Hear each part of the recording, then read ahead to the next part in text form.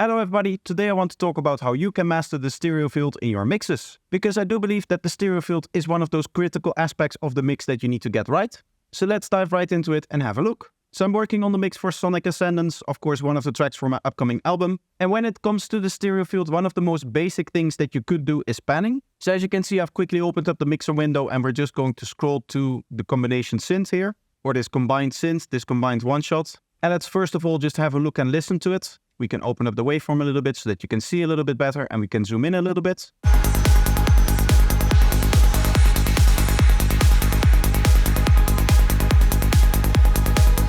And then soloed as well.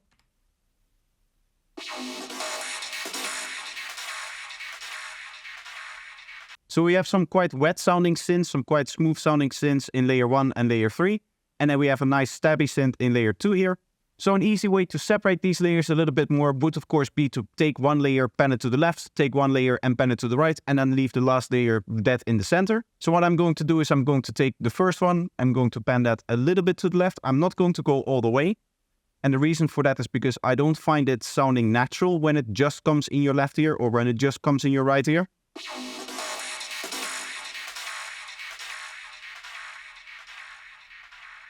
And interestingly, with the way that they are placed in time, we also get a nice shift from left to right now. But right now we might say it like, it is nice sounding, it is a nice cool idea, but it's getting a little bit too wide for what I want in the mix. Let's say that we want this a little bit more focused. One of the things that you can use is a width control plugin. So I'm personally a fan of M Stereo Processor, but most of you are probably going to be familiar with Isotope Imager, which is going to do the exact same thing in that you have the widening amount over here, as well as a little bit of saturation if you want to. And this delay and delay width is there if you want to actually generate some stereo width from a mono source. But in this case, we're just going to set up the 4 different bands so that we can use it to control the stereo width of different areas in the frequency spectrum.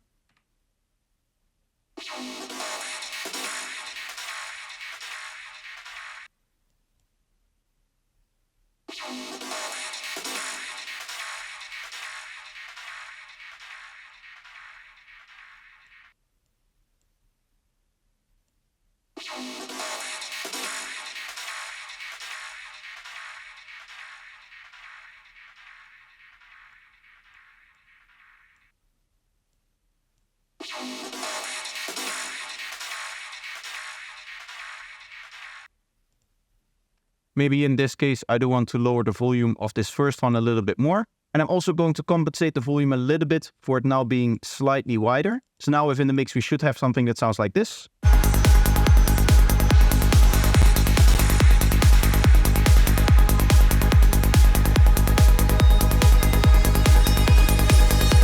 So as you can hear, that gives this sound a little bit of extra dimension. Now, hypothetically speaking, what if you subscribe to the channel? Do you think your life would be better?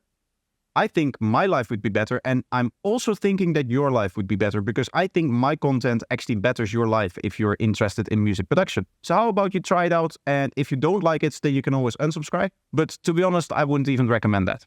But this is still a very easy way of generating stereo width. Just panning a sound to the left and panning a sound to the right is going to make it sound like it's coming from here and then from there. Of course, in this case, they are not playing at the same time, but you can imagine that this also works if you have, for example, 2 recordings of the same guitar piece. Then you can pan one to the left and one to the right so that you essentially have a player sitting to the left of you and a player sitting to the right of you. And you can imagine that all the little differences in playing and all of the little differences in timing and just tonality of the sound and even phase of the sound and all of that kind of stuff.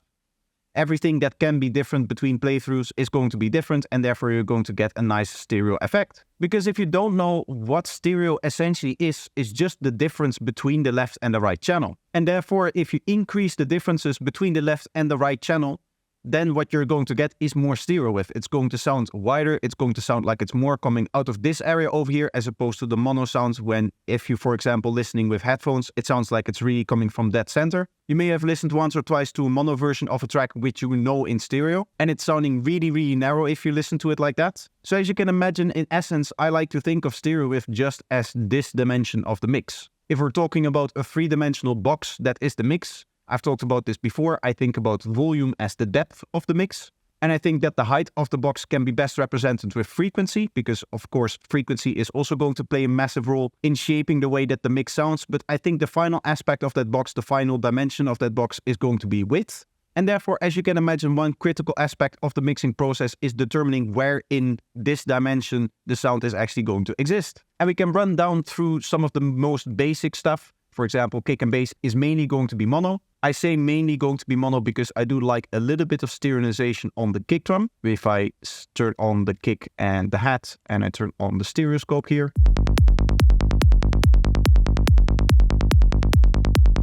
we see a little bit of stereo wave coming from the bassline, but as you can see, it isn't massive. If we compare that, for example, with a couple of different sequences, you can see that the sequences become much wider.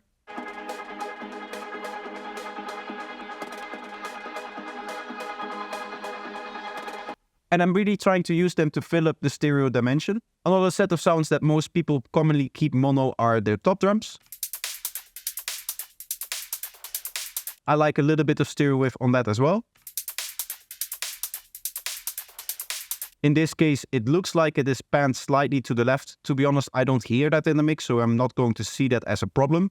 And I don't want to rely just on analyzers like this to make decisions on my mixing. I do think it is nice to have these kind of analyzers and to really try to understand them, so maybe I'll also make a video on those. But I'm not trying to make decisions based on the analyzers here. So one of the things that you'll see is that none of my sounds are really quite mono. I guess the only sound that is really truly mono is going to be the body of the kick. But even that in this particular track is layered with a hat, so even the kick group is going to have a little bit of stereo wave to it. And the reason why I'm doing that is because I want to keep a very particular set of frequencies mono. Because I'm making dance music here, because I'm making psytrance, what I want to keep mono is the low frequencies of this kick drum here. So basically this entire section of the kick drum, this is also going to come with a transient. But of course something like a hat layer like this can be a bit stereo. And then crucially, I also want to take these lower frequencies over here from this bassline and keep those mono as well. As you can hear right now, those lower frequencies are nice and stable in the center. The way that I usually tend to do that, of course, in this case, I've done that in the production. But normally what I like to use on my bassline is M stereo spat. And then I tune up this minimum frequency to somewhere over here, say. And then from there, I start to decide on the tonality by using the bands, setting up the focus, and then setting the amount over here. This doesn't change the tonality, but the bands, the focus, and both the minimum and maximum frequency have an effect on kind of the tonality of the stereo wave that you're generating. Because again, what this plugin is doing is it's just taking that mono waveform and introducing a few differences between the left and the right channel. So with this knob over here, you can basically say that this is the amount of difference that you're going to be creating, kind of a multiplier for the amount of difference. And of course here we have more widening, which is again just multiplying the difference in the waveform. Or in this case, you can also go negative towards mono. So right now, as I said, I don't need this on my bassline, but I do often use it on other sounds in the mix. Right now, this is still a little bit in the drafting phase, but I can already see one of them over here. So really, that's my main plugin for stereo generation. Another plugin that I want to shout out because it is free is Dimension Expander. I did see myself using it over here. And this is just an early reflections generator. So if you have a reverb where you can turn off the late reflections, then you can also use something like that. But to be honest, because this is a free plugin, I would just pick this up because it's amazing for very subtle kind of widening. It doesn't do a whole lot, even if you turn the mix up quite substantially. But sometimes you just need a little bit of subtle width added to a sound. And then in that case, this kind of tool can also be useful because having the same setup, the same exact plugin for stereo wave generation, using it over and over again, it does have its own kind of unique characteristic, its own kind of unique sound. And I do feel like adding a bit of variety in the way that you're generating the width of your track is going to be nice. Of course, another element that is going to be generating width is something like a reverb or something like a ping pong delay or the delay in Echo Boy. Inside of Echo Boy, we have this white mode over here. And this is a really nice sounding delay because it is really far away and it kind of puts the delay a little bit more in the background than the actual main sound. You can kind of imagine it as, instead of ducking volume-wise, what a lot of people do with their delays, where they duck the wet signal of the delay to the dry signal that is coming through it so that it doesn't cut through the dry signal. In this case, what we're doing is we're just putting that wet signal a lot further away in the stereo dimension. And therefore, the main sound, the dry sound, is going to sound much more upfront and it's going to sound in front of the actual delay. But you can, of course, use the same kind of thought process to achieve something very similar. You can take any delay, put it on a send track, set it to fully wet, and then stereoize the output of the delay. And as you can imagine, there's many more different tricks that you can do in the stereo field. I just want to get you started and get you thinking in the right way about it. So that is why I made this video. If you did enjoy this, let me know by leaving a like and make sure that you subscribe to the channel. Another way to support the channel is to do so financially, which you can do by becoming a member here on YouTube or by going to my Patreon page. You can also check out my products. I am on 3 different stores. So thank you if you do that. I hope to see you in the next one. Bye bye.